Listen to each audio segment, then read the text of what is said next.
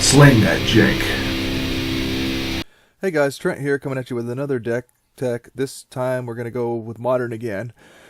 Dominaria just pretty much came out on Magic Online right now, so I'm sure Standard is just like all over the place. Right? People cramming Land War Elves into all their decks, everything. The thing about this stage of Dominaria being released on Magic Online is that it's kind of hard to get some of the more choice cards. But for my deck today, which is Mono Green Stompy that I talked about already, I managed to get a hold of some of them. So the cards that I needed that were new from Dominaria were the Steel Leaf Champion and a couple Dampening Spheres here in the sideboard. So I ended up having to buy them actually because Mana Traders, right now good luck getting these cards on Mana Traders because just everybody's going after this stuff. So Damping Sphere, I figure, they're good for forever probably, so I don't mind getting those. So, the Steel Leaf Champions were kind of difficult, so they're going for about 6 to 7 tickets right now on Magic Online. I don't know how that price is going to fluctuate, but I just didn't care. I have a feeling that no matter what, I'm not going to regret having these cards. It seems like they're going to be good in this Stompy deck forever that I want to play it. Could be a powerhouse in Standard as well. But anyways, so I got a hold of a vendor that had some, and so what he did, he offered me a trade because some of the value cards I have right now that I actually own are Walking Ballista. I'm hoping the Ballista goes down a little bit in price after Standard rotates, and then I can pick them up again because they are definitely good. Obviously, they're seen play in Modern, Legacy, and Vintage.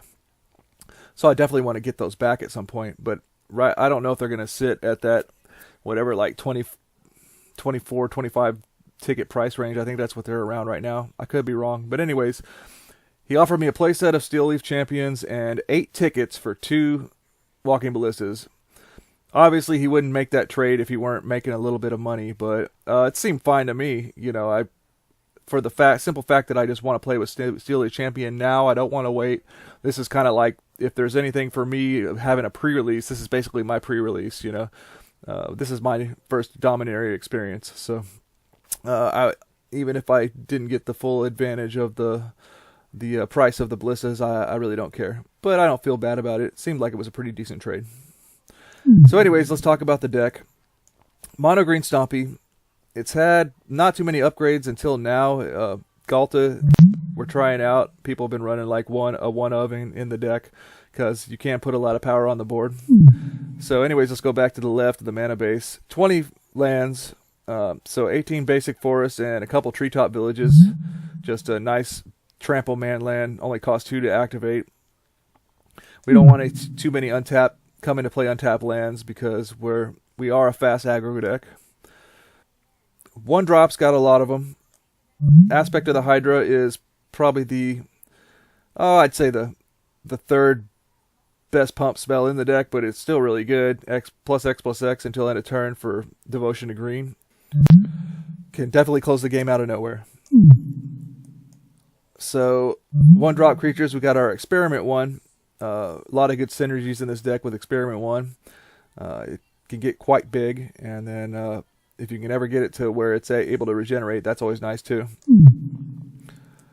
Probably the best pump spell, just because it gives trample, is Rancor, and it can come back obviously to our hand if it goes to the graveyard. Really good, and I can't wait to try to suit one up to Steel Leaf Champion. That seems pretty good to me. Then probably the best pump spell, and the fact that it is protection, is Vines of Vastwood. We all know this card. You kick it +4/+4, but just being able to give hexproof is pretty important. And Dryad Militant, we got some mainboard minor sort of graveyard hate against like a Snapcaster Mage deck or something like that. Just another aggressive card, a 2/1 for 1. In the 2-drop slot, we got our Avatar of the Resolute. This thing can get out of control pretty quickly. It does have reach of note that people, I think, forget a lot of times. And it has trample. So yeah, this thing, we play an Experiment 1 and maybe have a Strangleroot that dies and gets a counter on it. And then this enters the battlefield, and it's huge. And of course, they trigger each other as well.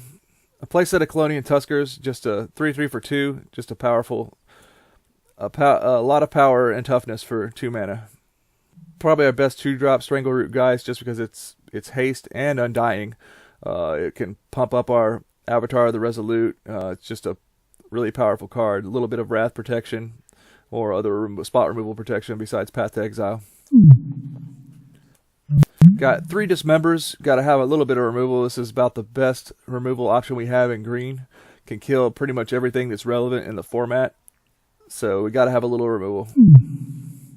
Then our new Premier card, Steel Leaf Champion, replacing the Leatherback Baloth. We'll see how relevant the unblockable factor is, but just a 5/4 for 3 is a beating. Especially, as I said, Pseudo Rancor up on this and go to town. It's pretty sweet.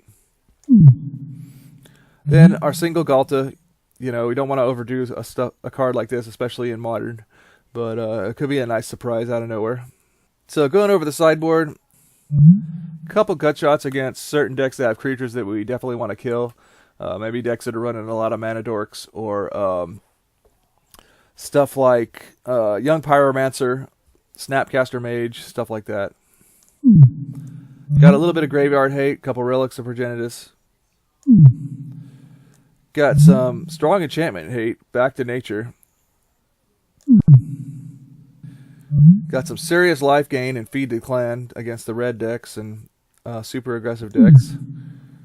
As well as Scavenging Ooze, a little extra life gain, and also Graveyard Hate, kind of doubles.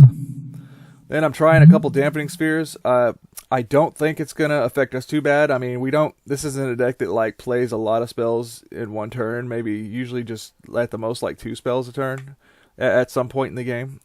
So I think it's definitely the reward of playing this card against the right deck is definitely worth the risk of having to pay 1 extra mana for our own spells.